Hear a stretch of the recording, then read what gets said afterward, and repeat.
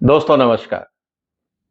America और China के बीच में जो विवाद या झगड़ा चल रहा है वो टैरिफ का नहीं है। एक्चुअली इस समय पूरी दुनिया में वर्चस्व की लड़ाई है।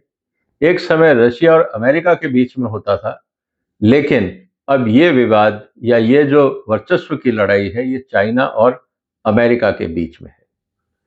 जिस तरह से मेक इन चाइना और मेक इन अमेरिका दोनों तरफ टेक्नोलॉजी पे ध्यान है, इस समय पूरा प्रयास इस बात का है कि दुनिया पे डोमिनेंस किसका रहेगा। और जैसा दोस्तों आपको पता है कि टेक्नोलॉजी एक डिसरप्टर के रूप में देखी जाती है। जिसके पास ज्यादा सक्षम और पावरफुल टेक्नोलॉजी होगी दुनिया में, उसी को ही आप सुपर पावर कहेंगे। और आज पूरा विवाद या झगड़ा इसी बात को लेकर है। आज जो इंटरेस्टिंग डिस्कशन मैं आपके साथ करने वाला हूं वो काफी इंटरेस्टिंग है। वो क्यों इंटरेस्टिंग है और उसके इम्प्लीकेशन क्या होंगे, इसकी हम चर्चा करेंगे। इसलिए इस वीडियो को अंत तक देखिएगा कि जिस टेक्नोलॉजी की मैं बात कर रहा हूं इसका आने वाले दिनों में अंतरराष्ट्रीय व्यापार पे और हमारी जिंदगी में क्या असर पड़ने वाला है। क्योंकि आज तक हम लोग 3G, 4G और 5G में अभी कदम ही रख रहे थे कि हम 10G की बात करने लगे हैं। इसका मतलब जो बीच का स्टेप है 6, 7, 8, 9, 10, अब उसका कोई मतलब नहीं है। थोड़े समय पहले हमने हिंदुस्तान में चर्चा की थी कि हम 6G पे काम कर रहे हैं, लेकिन हकीकत यह है कि चाइना 10G लॉन्च कर चुका है। अब सवाल इस बात का है कि इसका हमारे पे और दुनिया पे क्या असर होगा, वही चर्चा का विषय है। पूरा देखिएगा इस वीडियो को, इसको शेयर करिए, इस चैनल को सपोर्ट करिए और सब्सक्राइब भी करिए।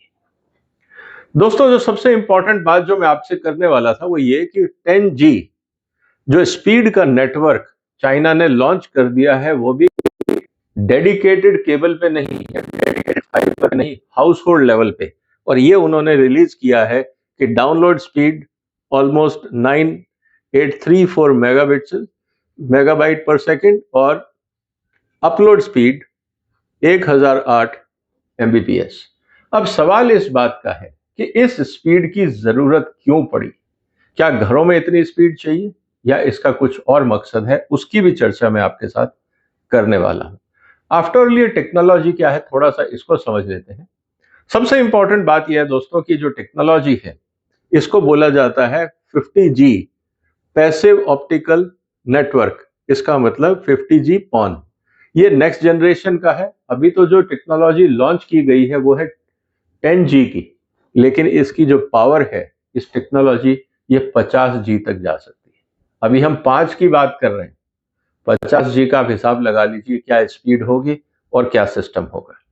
क्योंकि जब हम आने वाले दिनों की बात कर रहे हैं तो जो नई चीजें आ रही हैं, अब हम पहले बात करते थे SD की, फिर हम बात करते थे HD की, फिर हम बात करते थे 4K की। आज जितने नए डिजिटल इक्विपमेंट्स आ रहे हैं फोटोग्राफिक, वो सब आ रहे हैं 8K वीडियो स्ट्रीमिंग को लेकर, चाहे वो कैमरेज हो या इवन LED आपके जो मॉनिटर्स हैं या टीवी सेट्स आ रहे हैं। तो जब 8K वीडियो स्ट्रीमिंग आपको करनी होगी तो आपको बैंडविड्थ ज्यादा चाहिए। इसी तरह से क्लाउड गेमिंग, अब गेमिंग अपने आप में बहुत बड़ा बाजार बन गया, इस बात को हमें समझना होगा। और इसका फाइनेंशियल और बिजनेस डायमेंशन क्या है मैं उस पर आऊंगा। फिर हम एआई की बात कर रहे हैं, वर्चुअल रियलिटी की बात कर रहे हैं, 5G ब्लैक होल की बात कर रहे हैं और एंटरप्राइज सर्विसेज जो अक्सर हम लोग बात करते रहते हैं। इसका मतलब क्या है दोस्तों, ये जो सिस्टम है पूरा ये है फाइबर टू होम नेटवर्क। ये सिर्फ एंटरप्राइज का नहीं है। क्यों, इसको समझना जरूरी है। ये सिर्फ डेडिकेटेड केबल नहीं है, ऑप्टिकल फाइबर नहीं है कि आपने कंपनी ने मांगा 10G तो आपने उनको डेडिकेटेड सर्विस दे दी, ऐसा नहीं है। इसकी जो खासियत ये है ये फाइबर टू होम है। इसका मतलब फाइबर टू होम का मतलब है हर घर तक पहुंचाना। और हर घर तक अगर आपको इतना डेडिकेटेड चैनल पहुंचाना होगा विद एग्जिस्टिंग टेक्नोलॉजी तो वो बहुत एक्सपेंसिव है। और वो क्यों एक्सपेंसिव है उसको भी हम समझ लेते हैं। क्योंकि इसमें जो लगा हुआ है वो it uses passive splitter to divide a single optical fibre to several multiple users without active means power components in the distribution network. Cable आई, उसमें से आपने और 50 केबल निकाली, बिल्डिंग तक एक आई और फिर वहां से हर घर में आपने एक एक केबल दे दी। पहले क्या होता था कि आपको बूस्टर लगाने पड़ते थे, पावर सप्लाई देनी पड़ती थी, उसकी मेंटेनेंस, उसका अपकीप, उसके फॉल्ट्स बहुत मुश्किल था। और खासकर आपको पता है कि डिस्ट्रीब्यूशन नेटवर्क ओपन एरिया में है, चाहे वो क्लाइमेट इश्यूज हों, एनिमल्स के इश्यूज हों, कोई और मेंटेनेंस रिपेयरिंग का काम होता हो, तो डैमेजेस होते रहते थे। और इस तरह की पावर सप्लाई रिमोट एरिया में हर जगह आप दे नहीं सकते, उन टर्मिनल्स को कौन मेंटेन करेगा, वो काफी एक्सपेंसिव था।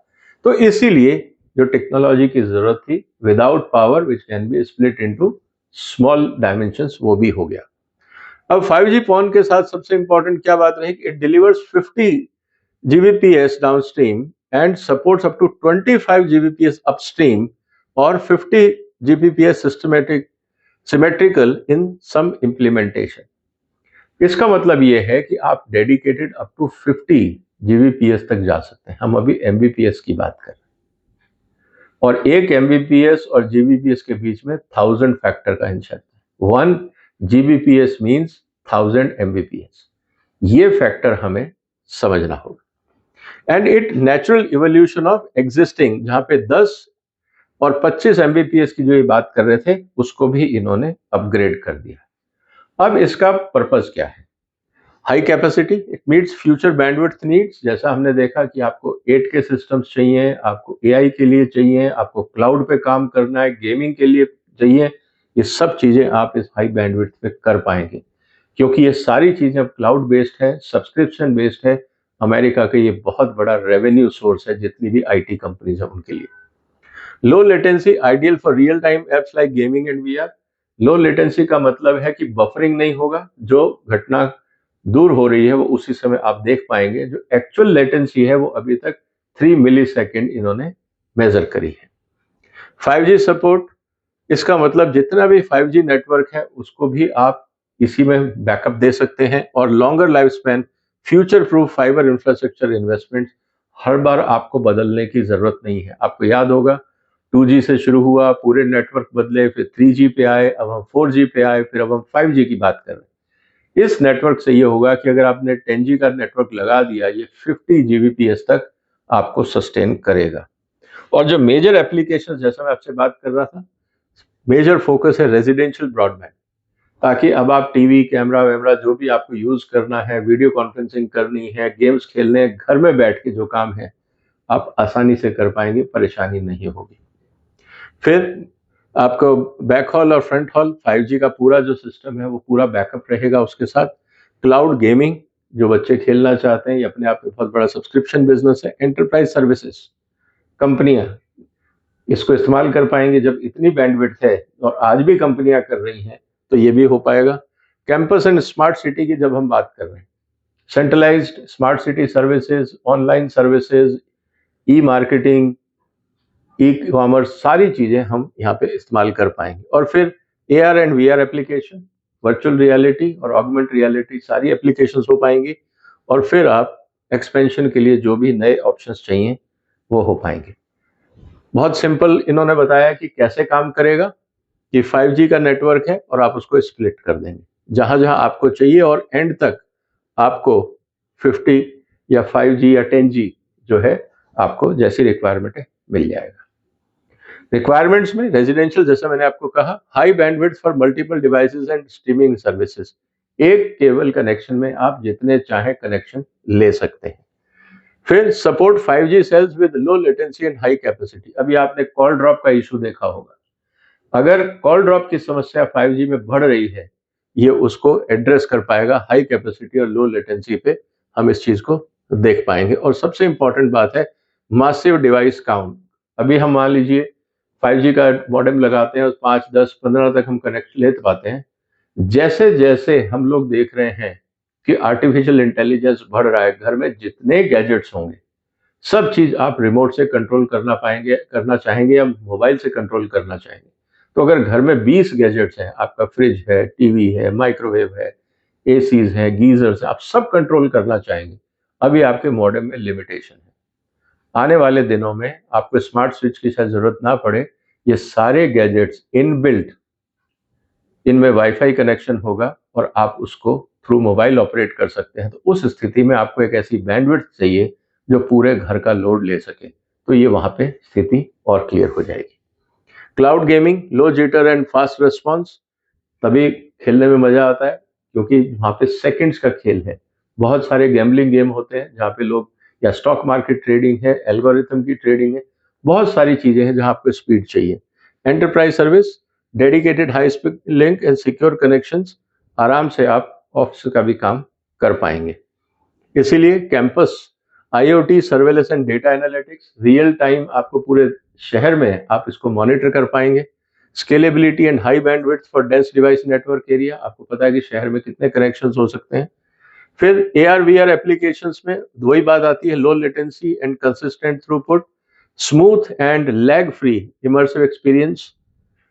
फिर more user OLT ports and future proofing, high split ratio and capacity पर P1 पोर्ट। इसका मतलब यह है कि एक पॉइंट से आप कई सारे कनेक्शन दे पाएंगे। Data centre and interconnection, high speed scalable interconnection, aggregation layer between access and data centre. इसका मतलब यह है कि आपको एक ही जगह पे बड़ा डेटा सेंटर करने की जरूरत नहीं है। हो सकता है कि आप मल्टीपल डेटा सेंटर बनाएं और उनको इन केबल्स के साथ कनेक्ट कर दें ताकि एक जगह पे रिस्क पूरा ना हो। आप मल्टीपल सेंटर बनाएं क्योंकि पावर कंजम्पशन बहुत ज़्यादा है डेटा सेंटर्स की, बाकी इंफ्रास्ट्रक्चर की ज़रूरत है।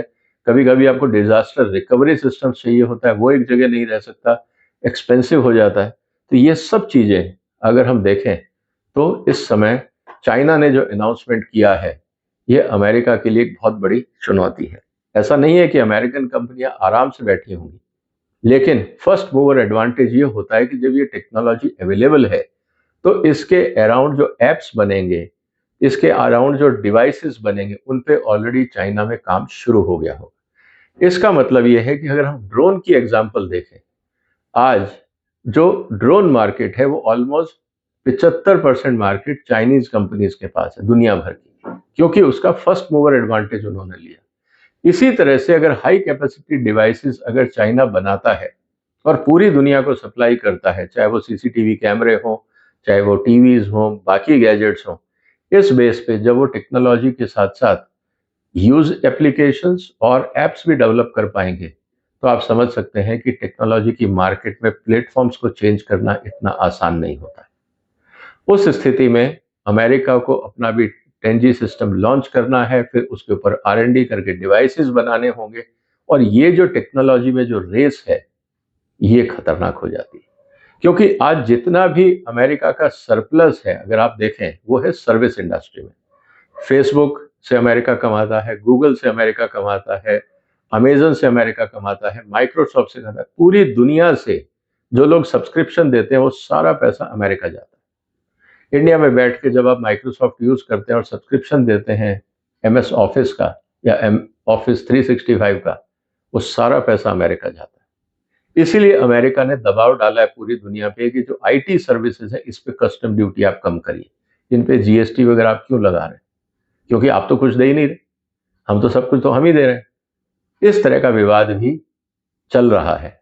आने वाले दिनों में मान लीजिए कि अमेरिका की तरफ से ये सिस्टम्स बन जाते हैं, high capacity data centre with high bandwidth through satellite and through cable, और वो गेम्स अगर लो लेटेंसी के हैं, हाई परफॉर्मेंस गेम्स हैं, तो फिर क्या होगा। अब सबसे इंपॉर्टेंट बात क्या है कि चाइना टेक्नोलॉजी भी डेवलप करी, गैजेट्स भी डेवलप किए, एप्स भी डेवलप करेंगे, और उसके साथ साथ लगने वाले जो टूल्स और बाकी जो गैजेट्स हैं वो भी वो डेवलप करेंगे। तो पूरा इकोसिस्टम अगर एक कंपनी दे रही है तो लोग उसकी तरफ जाएंगे या फ्रेगमेंटेड लोगों के पास जाएंगे ये से देख के कि वो सस्ता है या ब्रांड है। यहाँ पे परफॉर्मेंस की बात आती है। इसीलिए एप्पल को आपको देखना होगा कि एप्पल सब चीज़ें इंटीग्रेट करके देता है उनके सिस्टम में। आप ना तो कोई सिम कार्ड लगा सकते हो, मतलब कि कोई अलग से एडिशनल कार्ड लगा सकते हो, या कोई और चीज़ उसमें डिलीट कर सकते हो। वो पूरा पैकेज है एप्पल का। एप्स भी उन्हीं के प्लेटफॉर्म से, which is verified by Apple, और जितनी सर्विसेज हैं वो एप्पल ओरिएंटेड। इस बात को समझना होगा। तो एक पैकेज डील का फायदा है, एप्पल ने ये आपको बताया। अब चाइना वही Apple model with new technologies introduce कर रहा है। और ये कंपनियां कौन है? ये वही हैं जो एप्पल और माइक्रोसॉफ्ट को और गूगल को चैलेंज करेंगी, जैसे हुआई है या बाकी चाइनीज कंपनीज। तो देखना है दोस्तों, आने वाले दिनों में ये टेक्नोलॉजी वॉर कहां तक जाता है और हिंदुस्तान में क्या असर पड़ेगा, क्योंकि हमारे पास R&D का कितना बैंडविड्थ है। ये टोटल खेल जो है वो R&D का है। क्या हमारी कंपनियां, हमारे इंस्टीट्यूट, IITs वगैरह इस टेक्नोलॉजी वॉरफेयर में कहां खड़े होते हैं, ये डिपेंड करेगा कि भारत इस युद्ध में या इस जो विवाद है या सुप्रीमेसी की बात है, क्या हम आत्मनिर्भर हो पाएंगे या हमें अमेरिका या चाइना पे निर्भर होना पड़ेगा। ये तो आने वाला वक्त बताएगा। लेकिन कंज्यूमर्स के लिए इंटरेस्टिंग टाइम है, इकोनॉमी के लिए इंटरेस्टिंग टाइम है, लेकिन विनर और लूजर कौन होगा ये डिपेंड करेगा किसके पास कितनी पावरफुल टेक्नोलॉजी। आपको क्या लगता है दोस्तों, क्या भारत इस गैप को कैचअप कर पाएगा? क्योंकि पहले चाइना ने डीप सीक निकाला, आर्टिफिशियल इंटेलिजेंस की हम बात कर रहे हैं, अब उन्होंने ये निकाला। इसका मतलब ये है कि पूरी पाइपलाइन में कुछ ना कुछ काम चल रहा है। आपके जो भी विचार हो कमेंट बॉक्स में लिखिए, इस वीडियो को शेयर करिए, इस चैनल को सपोर्ट करिए, सब्सक्राइब करिए। फिर मिलेंगे एक और महत्वपूर्ण मुद्दे के साथ। तब तक अपना ध्यान रखिएगा। फिलहाल वंदे मातरम।